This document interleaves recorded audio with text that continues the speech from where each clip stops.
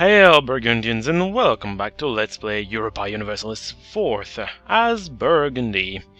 Today I think I'm gonna end this series. We have 13 years left to go through. It's gonna be a little... Whoa, Switzerland left the coalition, cool. It's gonna be a little... we're gonna be a little short on time to do anything. I mean... it's gonna be close. I can maybe do this in an hour, 13 years, but I'm not gonna be doing much of anything during the 13 years, if I get through the 13 years. And I don't think I'm gonna be doing much of anything for the last 13 years, because at this point there is nothing worth doing that can be done in 13 years. I don't think so, at least. So I'm just gonna let time pass and talk about this game, actually, give you a little bit of a review of it, because why not? I gotta do that anyways. Yeah, sure.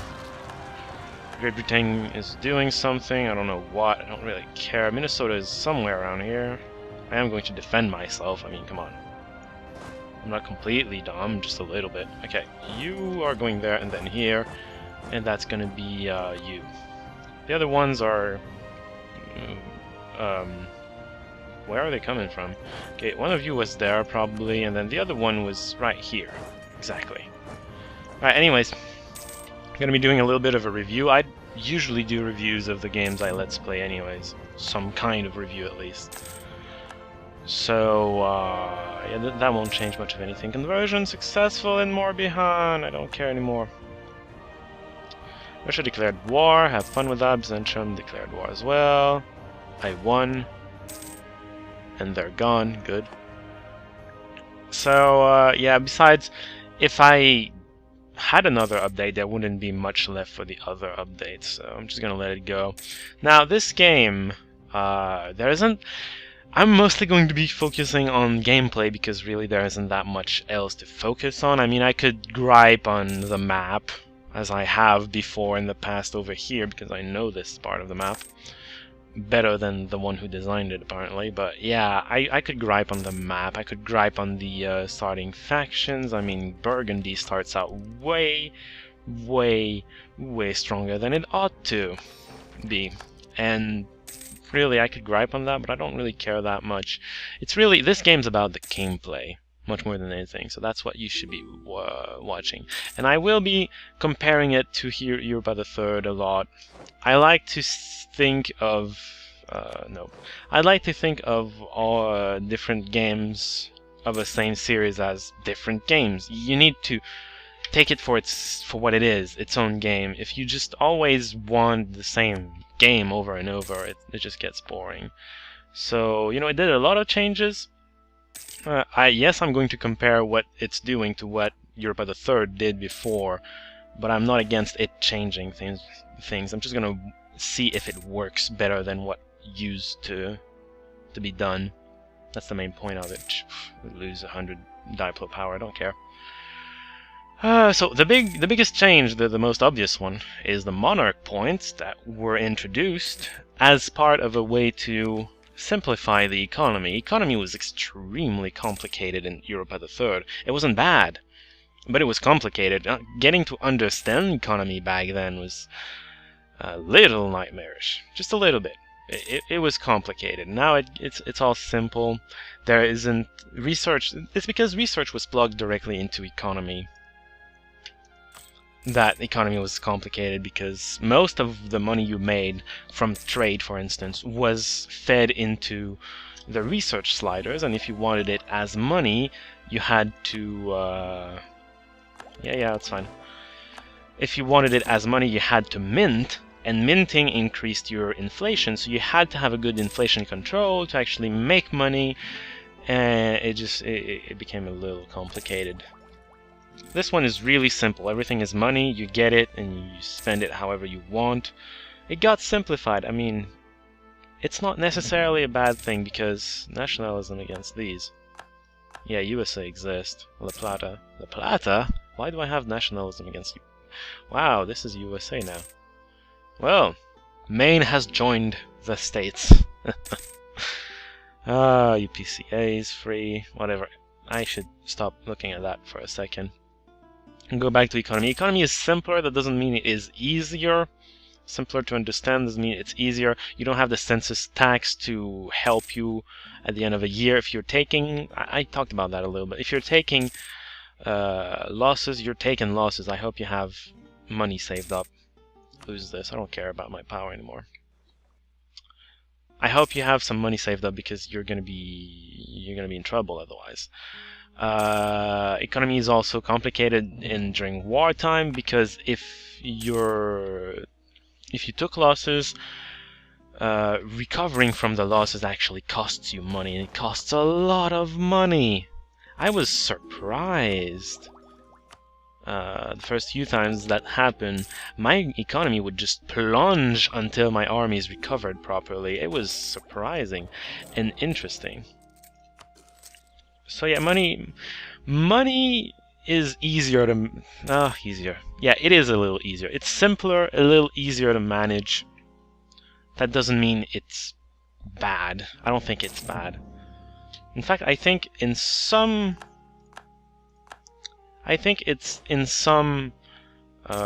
cases it's even better, because tax got taken out of the economy. That's partly why they created this other economy, the monarch points, which serve to... You get points depending on the quality of your king, quality of your advisors, and you use them to buy technologies. That in itself is actually a sound concept. Gameplay-wise, it's pretty sound. It doesn't make any sense in terms of historical accuracy or whatnot. It just doesn't. Do I have a free... Oh, I do. Thuringia, Palatinate, want my alliance. Who's not allied with me anymore? Well, I'm gonna accept the Palatinate because Thuringia is not a voter. Anyways. What was I talking about? Yeah, the monarch points are not a bad idea gameplay-wise. It made technology easier, but... no, not easier. Simpler. But not necessarily easier, because then ideas also cost the same points. So what are you going to invest your points in? Ideas or text? You have choices to make, and then you introduce other small things that need power. Getting generals requires military power. War exhaustion requires diplo power. Inflation requires admin power. The one problem with all that is stability. Stability is extremely valuable and costs admin power. A lot of the very important stuff, very important for your economy, costs admin power. So administration power is... Oh yeah, making cores also costs admin power. I wish it cost diplomatic power. Like the... Actually, it would make sense that it costs diplomatic power, like the cultural thing. And it would balance things a little more in between monarch points. That was my only beef with the monarch points. Administrative power is way too valuable compared to the other two. You need it for way too many important things. You cannot let your stability get low, because this is too much. Stability is too important. So you have to spend your admin power. There's no choice there. You have to save up to do that. Getting cores is also extremely important. If you don't have a core on your territory, it's not doing much of anything. There's almost no choice that you want to spend your admin power there, or there, but then you also need it for text, and you definitely need it because this is where you get your groups of ideas. Regrouping the ideas, actually, they redid the whole ideas thing. That was a good idea, I think. I think this whole system works well. This I'm less into, these bonuses here, because they orient the factions a little. That goes against the spirit that you just start with a faction and do whatever you want with it. You write the story again. You rewrite history with that faction instead. This orients every faction towards a certain... lose 1%, I don't care. This orients factions, like, I'm very good with mercenaries. France probably had a lot more that concerned its own army, land army. So its land army, it has a small advantage over me in terms of land armies unless I'm spamming mercenaries. Because I'm expected, quote-unquote expected, as Burgundy to be spamming mercenaries more. Kind of annoying, actually. If you think about it for a second, because it orients you, and then I bet Great Britain gets a lot of naval bonuses here. It just... Why? This goes against the spirit of the whole game. This system down here, though, is good, I think.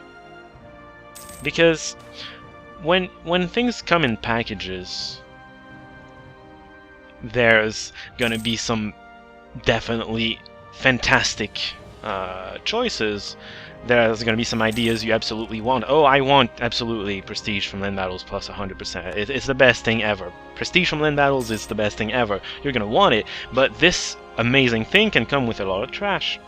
So you have a lot of choices. It evens out the odds between a group or another. There are some groups that I think are still unavoidable.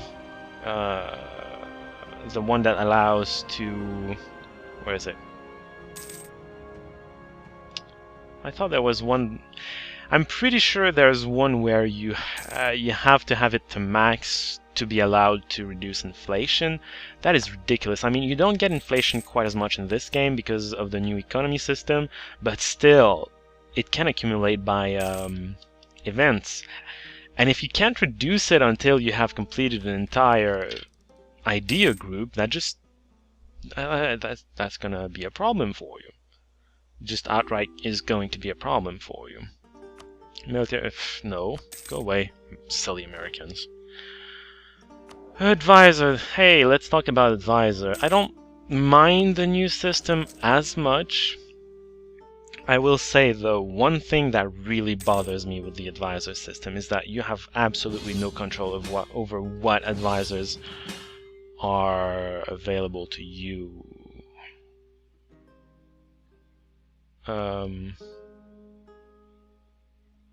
Oh, shit. Huh. Oh, okay. I was gonna say, oh, shit. Both my allies are on different sides of the same war. I have to make it... No, they're calling me to the same war. Yeah. Awesome. I'm leader. I have leadership. I don't care about this war. You guys have fun over there. I'm gonna do stuff. What was I talking about?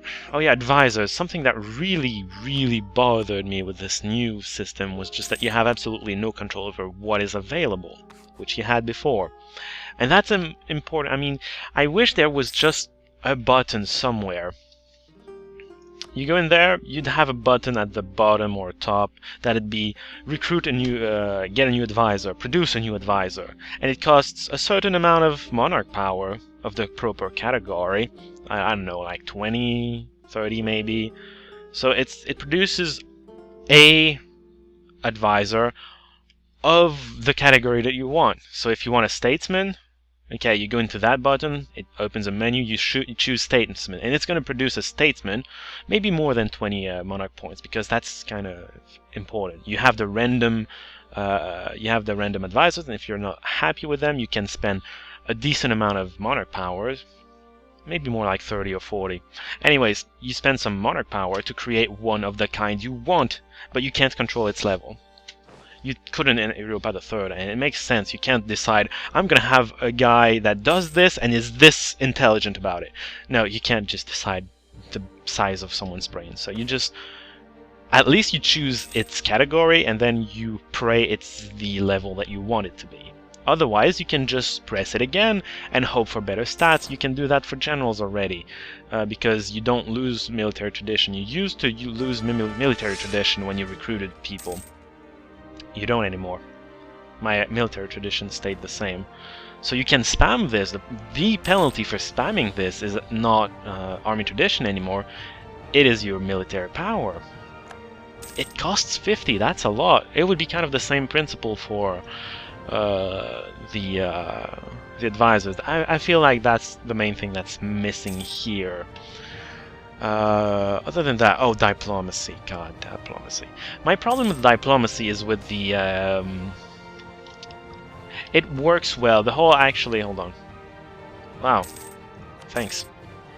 The whole new system with these, we're not producing some of these, you just have a certain number and you use them as you see fit. This actually works well. I like this system. 2 colonists. Oh yeah, merchants, right. This actually works well. I'm not using them right now because I'm not caring. But this works surprisingly well. Oh, is Russia in there? No, why are you at war with Russia, Denmark? Whatever. Cool. I have diplomacy. Whatever, Mecklenburg, I don't care. Diplotech. Cool. What was I talking about? Yeah, diplomacy. This system over here works, I think, better than the last one. My main beef with... Actually, diplomacy in general works great. The only problem I have with diplomacy is peace treaties. Your options during peace treaties... Will you all just shut up? I know I'm leading a war, but I don't give a damn about that war. Your options when you're wanting to sign a peace treaty are too rigid. It's going to allow you to take the one province you have a claim on, and that's about it.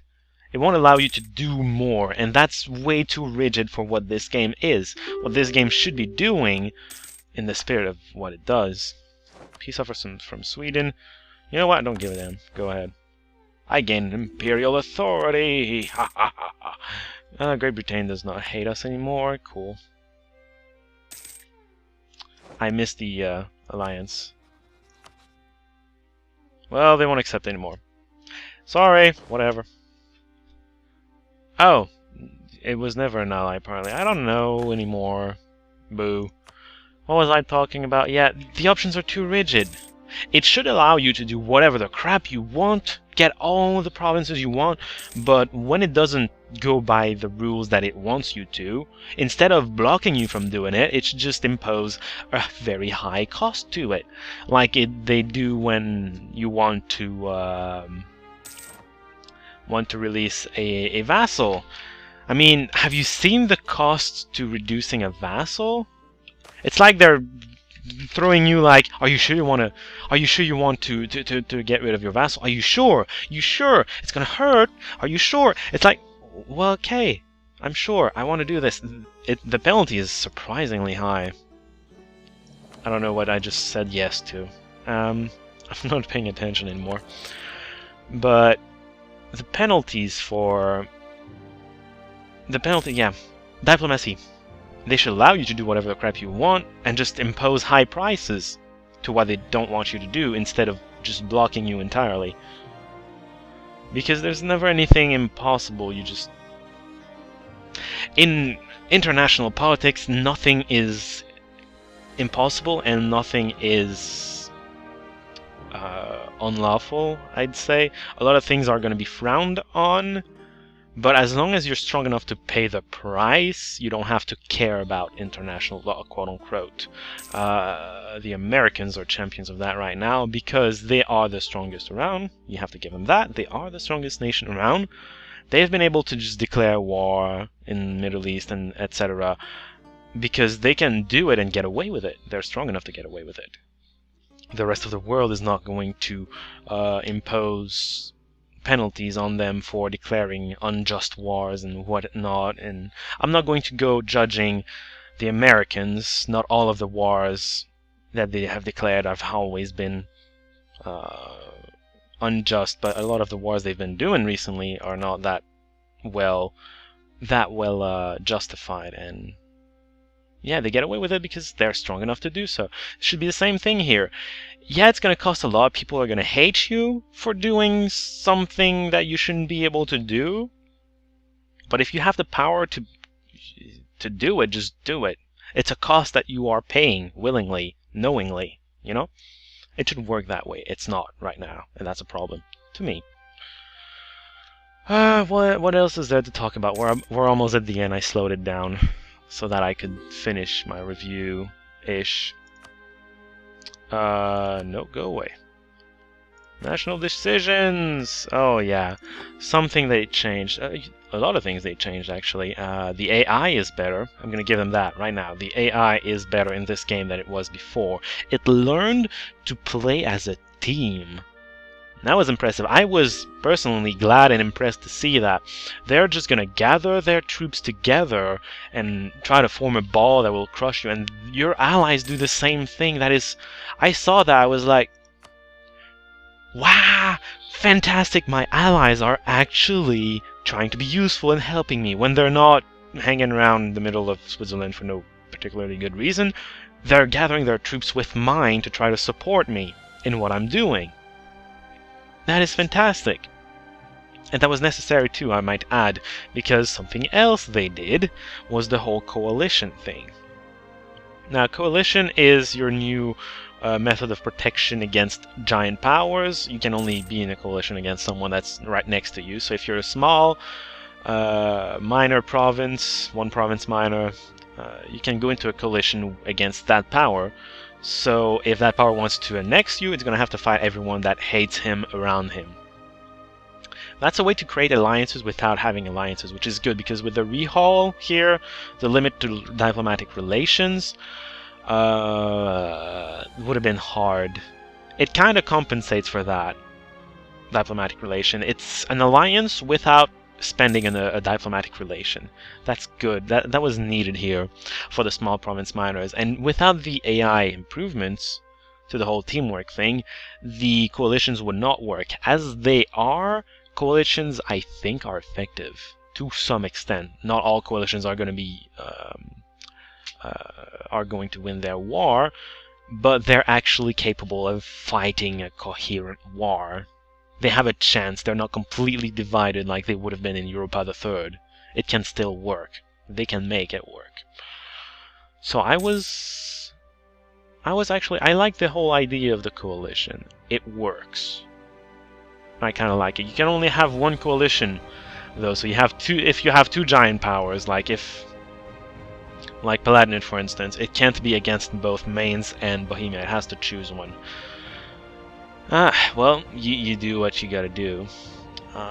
It's easier to get claims on people too. They made that much easier. I think that's a better thing. I'm not. Yeah, I think that's a better thing overall. It makes the game more interesting. It makes it easier to just be the expensive bastard that you are. It breaks the barriers too, which is something. Again, you know, I was saying diplomacy is too rigid. In this case, it's actually exactly as flexible as it needs to be. Not more, not less, just that's exactly what it needs to be. You can, after a while, get a claim on one province or another and just use it. It's normal. They also rehauled the whole trade system. That's something else entirely, man. They redid the entire trade system. And I'm gonna pause here because this is the final turn. We've reached the final turn already.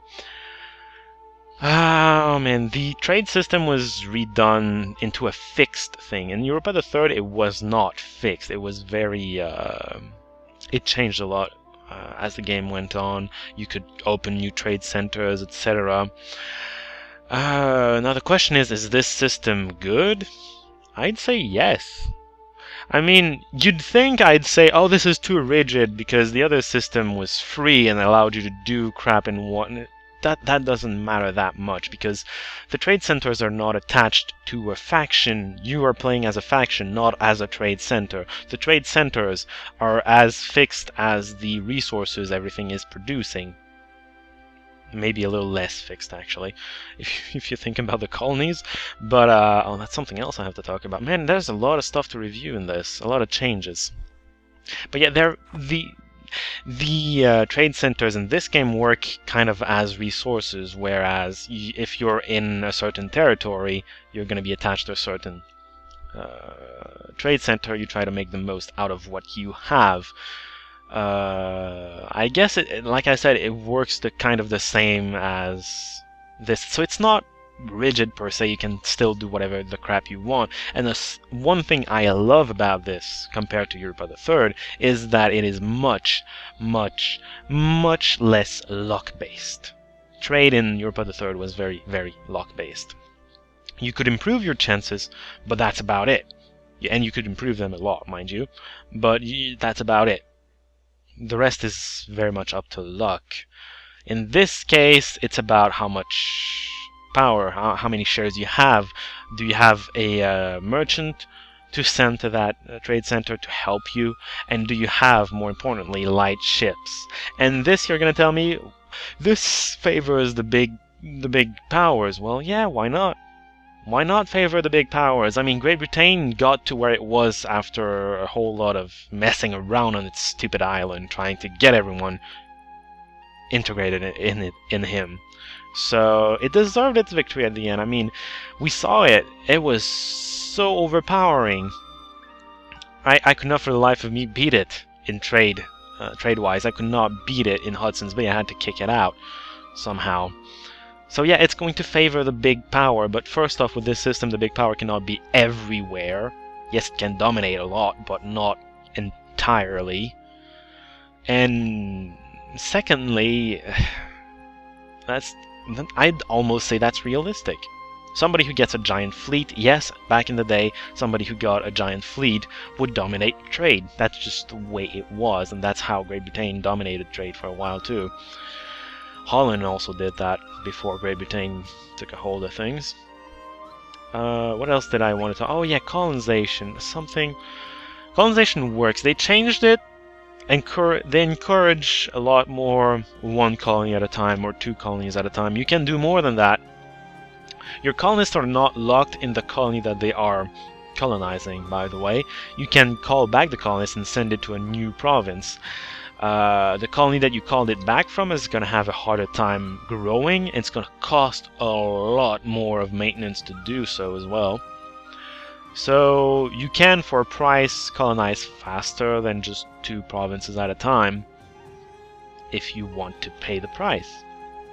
That's up to you, really. I like that mainly because I don't give a damn. That's what I did back in the day. I'd just get a colony to max and then get another one to max and then another one to max. And since I produced, usually when I did a colonization, I produced more colonists than I could send to one province. I do like two provinces at a time. So yeah, that didn't change much in my way of colonizing. Something that changed though is the whole way they treat the the whole way they treat the natives. Natives just respawn after a while. There's 1,000, they respawn, and keeping them alive gives no benefit that I can tell, because the populations are gone. That's something that they took out. It's okay that they did, to be honest, because it was ridiculous in Europa the Third. I mean, if a province was particularly, if a 10,000 troop, if a population, if a province of 10,000 population was particularly rebellious, after a few years you would have killed, oh, I don't know, 15 or 20,000 rebels that would have risen out of that city, and you're like, oh, dude, I have killed all your population twice over. Can you stop rebelling already? That was ridiculous. So them taking out the population was okay. I wish there was still some kind of quote-unquote growth. It would be hard to do without numerical like values. Maybe not population, but the whole idea of population too was that provinces grew when their performance grew with that. It would be great to have some kind of value that did that, and repeatedly getting sieged or occupied would reduce their quote-unquote growth a little. It's kind of happiness almost. I don't know. Vitality. I just don't know how to call it. It would be great to have that element back, because we lost a little bit of complexity to the game, and for a grand strategy game like this one it hurts. But going back to colonization, without population, I don't know what the benefit is to keeping the natives alive. It's not encouraging me to keep the natives alive, and I wish it did. Now, if there was some kind of growth factor without having necessarily population, having the number of natives alive at the end of the colonization could be a factor that improves that, at least for a while. So you'd have an incentive to keep them alive. And that'd be, I think that would be a great idea. Now, the one problem with that is natives are respawning. They didn't do that before. I'm glad that they're respawning because now I'm not afraid to explore. Because before, if I wanted to colonize a place, I would not, for the life of me, use a conquistador to explore it. Never, because I'm gonna kill all the population and then they're not gonna be part of my population. I'm losing population if I'm exploring it. I'd just wait until I naturally discover it from the sea, and then from the colony that I did on the shore, it's going to discover the nearby colonies eventually.